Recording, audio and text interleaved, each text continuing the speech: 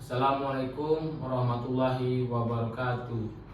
Perkenalkan, nama saya Victor Aries dengan NIM 0302 1182 227015. Saya sini berasal dari Teknik Pertambangan Universitas Sriwijaya angkatan 2022 kelas A Indralaya.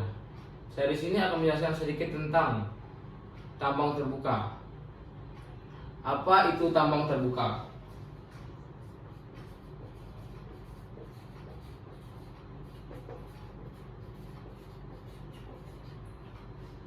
Tambang terbuka adalah di mana segala kegiatan atau aktivitas penambangan bahan galian seperti batu bara atau biji yang dilakukan di atas relatif dekat dengan permukaan bumi atau tempat kerja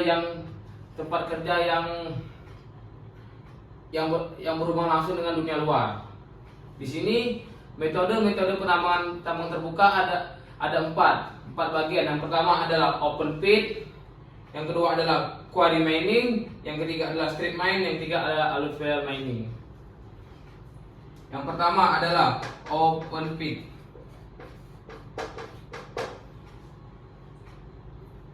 Adalah suatu penambangan yang digunakan atau diterapkan untuk endapan biji yang mengandung logam, seperti contohnya adalah pertambangan nikel dan pertambangan batu bara.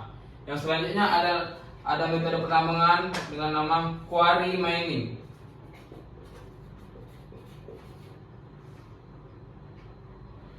Quarry mining ini adalah sistem penambangan untuk endapan mineral industri, seperti contohnya adalah batu gamping dan batu granit. Yang selanjutnya adalah strip mining.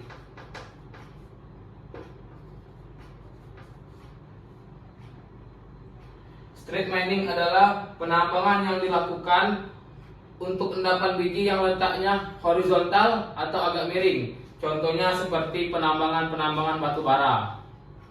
Yang selanjutnya adalah alluvial mining.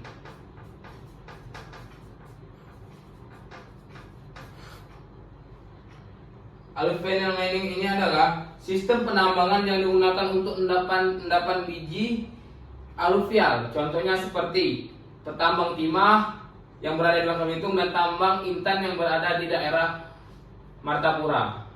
Selanjutnya kita beralih kepada endapan. Endapan pada tambang terbuka ini dibagi menjadi 4 endapan. Yang pertama adalah endapan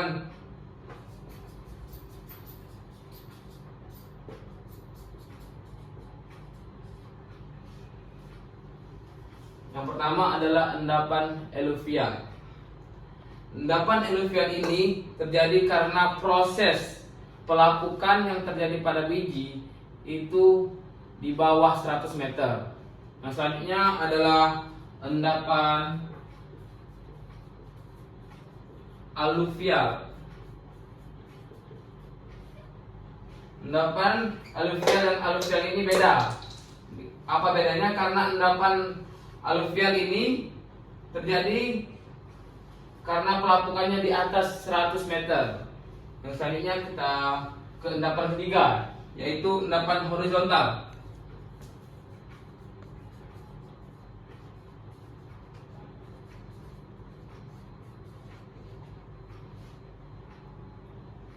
Endapan horizontal ini adalah endapan yang sangat dikenal sebagai endapan Kramasif. Selanjutnya kita beralih kepada endapan yang terakhir, yaitu endapan fine.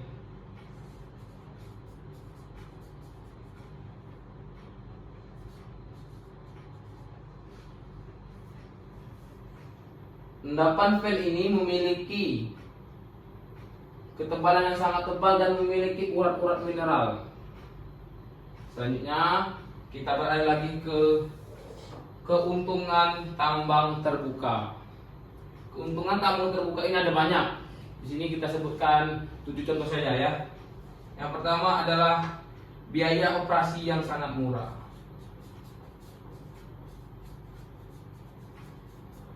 Yang murah.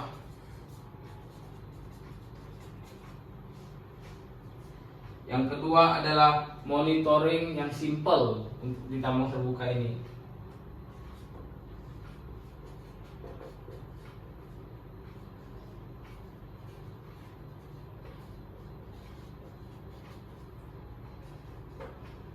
Yang ketiga, untuk keuntungan yang ada di tambang terbuka ini adalah kondisi kerja yang lebih baik.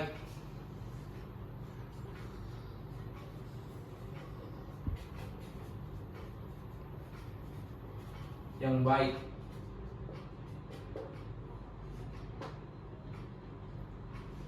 Yang keempat itu adalah pemilihan alat mekanis.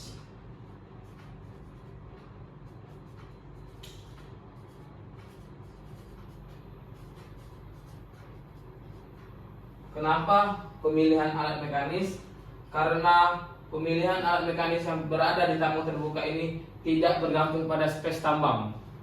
Yang kelima dan selanjutnya adalah pemakaian eksplosif. Eksplosif aja tulis. Yang keenam adalah batas-batas yang jelas. Batas jelas. Yang ketujuh dan terakhir, resiko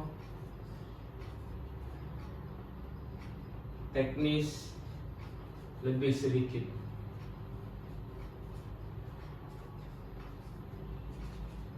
Kenapa resiko teknis lebih sedikit? Karena pada tambang terbuka tidak akan terjadi runtuh seperti tambang-tambang bawah tanah. Kan kalau tambang bawah tanah itu ada kemungkinan runtuh dari atas karena beban yang ditanggung itu tidak sesuai. Yang terakhir atau yang akan kita bahas adalah kerugian pada tambang terbuka. Kerugian pada tambang terbuka itu dibagi menjadi 4 bagian. Yang pertama adalah ultimate limit pit. Yang kedua adalah pembuangan overburden setelah penambangan yang relatif sulit. Yang ketiga adalah kondisi medan kerja dipengaruhi oleh cuaca. Kenapa kondisi medan kerja termasuk kerugian pada tambang terbuka?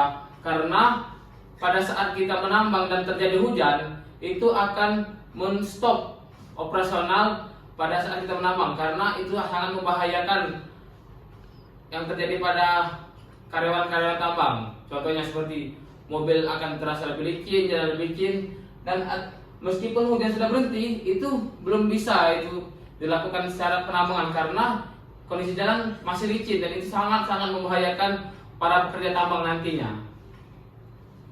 Yang terakhir adalah kondisi alat mekanis yang rumit. Mungkin itu saja penjelasan sedikit yang saya sampaikan.